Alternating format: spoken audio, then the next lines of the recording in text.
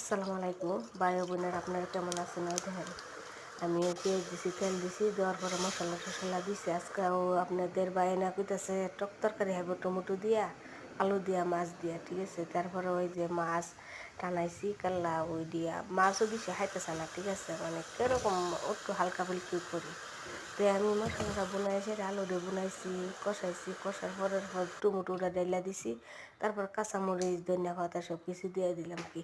তো আপনারা দেখতে থাকেন। আমার ভিডিওটা যদি ভালো লাগে লাইক করবেন, শেয়ার করবেন, সাবস্ক্রাইব করে দেবেন আর ফলো দেওয়া লাগবেন, ঠিক আছে।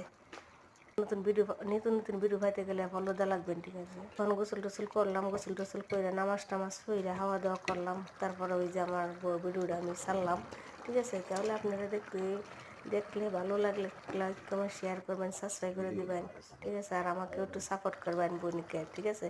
কার বোন কার জি সবাইকে আপনারা সাপোর্ট করবেন। আসসালামু আলাইকুম।